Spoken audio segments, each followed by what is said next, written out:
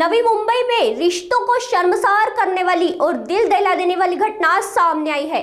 कोपर खैरन इलाके में एक पिता ने अपनी ही दो नाबालिग बेटियों को देह व्यापार में धकेल दिया। गुप्त सूचना के आधार पर नवी मुंबई पुलिस की अनैतिक मानव तस्करी निरोधक शाखा ने बेलापुरा में छापेमारी की।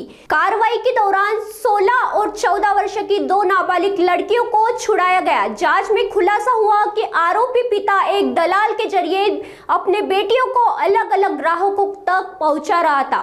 आरोपी पिता फरार बताया जा रहा है और पुलिस ने मामला दर्ज कर आरोप की तलाश शुरू कर दी है और आगे की जांच जारी है।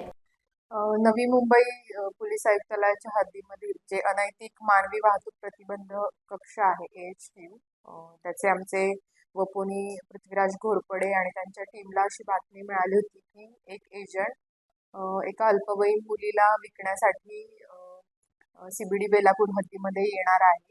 तर मग त्यांनी सापळा रचून त्यामध्ये कारवाई केली।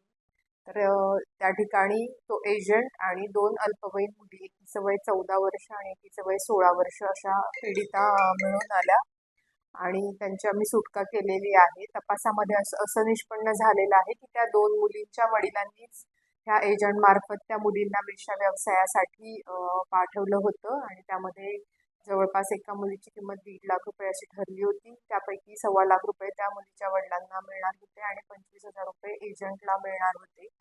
एजंट जो आहे त्याचं नाव हरीश आहे आणि हरीश विकास छारी, त्याला आम्ही अटक केलेली आहे आणि मुलींचे जे वडील आहेत ते सध्या पाहिजे आरोपी आहेत, ज्यांचं नाव राजसिंग आहे। त्यांना आम्ही लवकरात लवकर अटक करणार आहोत।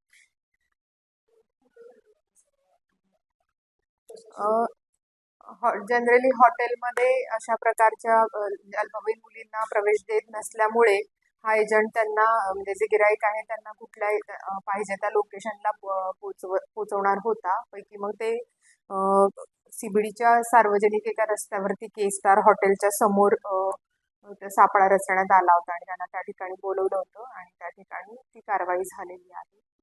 मुलींना सध्या बालगृहामध्ये पाठवण्यात आलं।